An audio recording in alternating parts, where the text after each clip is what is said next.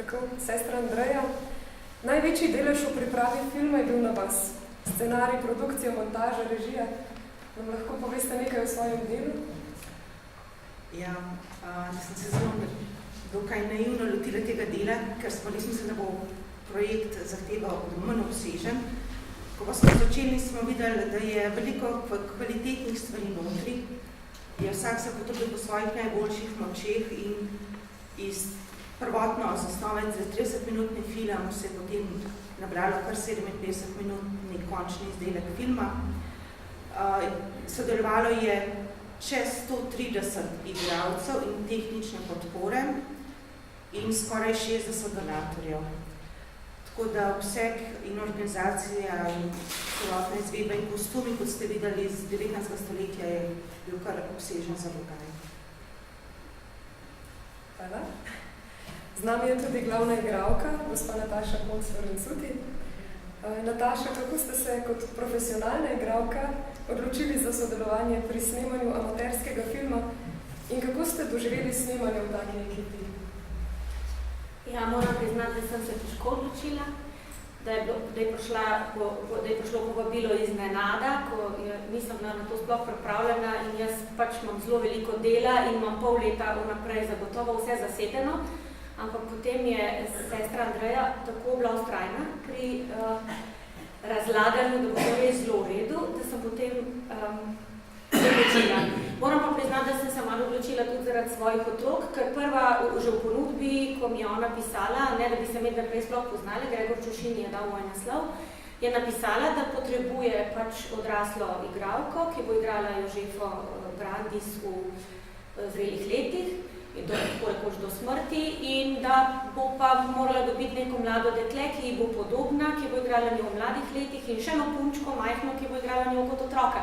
In seveda meni tako, jaz imam 3 hčere in jaz sem takoj rekla, ena moja je 16 let bi šlo, ena moja je 8 let bi šlo in potem so bile seveda one tako srečne, da jo film snemale, da sem jaz morala privoliti.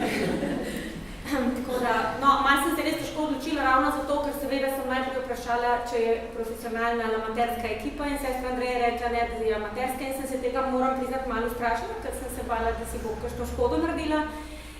Je pa tudi res, da že zelo dolgo nisem kot igralka aktivna in da je bila to zame tudi izkušnja po dolgem času, da sploh pred kamero stopim. Tako da moram pa priznati, da vzdušje in samo snemanje, ekipa, vse to, kar smo mi počeli, je bilo pa iz tega, ker imam jaz izkušnjo s profesionalnimi ekipami, je bilo pa dosti lepše in bolj prijetno. Tako da v tem smislu smo delovali kot družina in je bilo to eno družinsko življenje, ko smo bili pač par dni na Mariboru, par dni na Ptuju in tako naprej.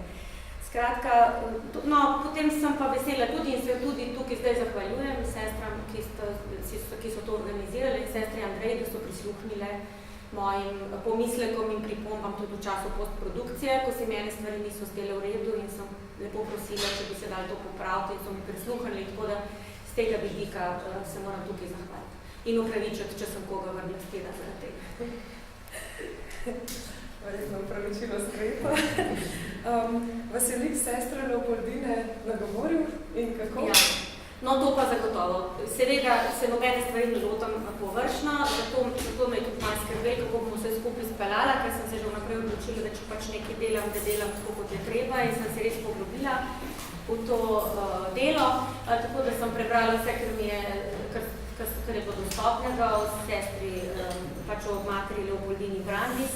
In prebrala sem tudi, kaj je zraven, ker me je zanimala marčna revolucija, več nisem vedela o marčni revoluciji in sem morala tudi to malo preštudirati, da sem vedela, kaj se je takrat v politiki dogaja, kako so v tem času sploh živeli. Skratka, lik me je nagovoril predvsem svojo neizmerno skromnostjo, predanostjo, neverjetno energijo v delu za druge. Tak lik mora pravzaprav nagovoriti vsakogar.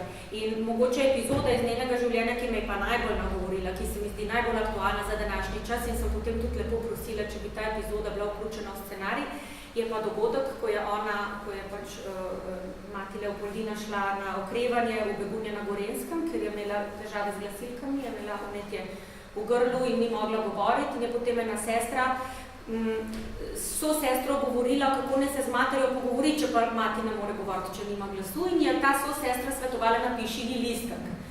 In potem je ta sestra materje Leopoldini napisala listek, mater Leopoldina ga je pogledala in potem je vzela škarje in je z tega listka, z tega sporočila izrezala besedico jaz. To se mi zdi izredno pomembno za današnji čas, ker se vsi tako zelo, tudi jaz vrtimo okrog svojega jaza. Vsak stavek začnemo, jaz mislim, jaz pa to tako, jaz pa sem bila, jaz pa grem, jaz pa delam. Skratka, ta jaz je ona ven zrezala in to je tudi mene najbolj nagovorilo. Tako, hvala. Hvala lepa vsem ustvarjalkam, hvala lepa vsem, ki ste prišli na tiskovno konferenco. Film bo predvajan tudi po drugih krajih, premiera pa 9. septembra ob 18. v Škofovih zavodih v Šentvidu. Imamo že 9 krajev v določenim termini, kjer bo film tudi predvajan. Si lahko vzamete listo, ki na mizi.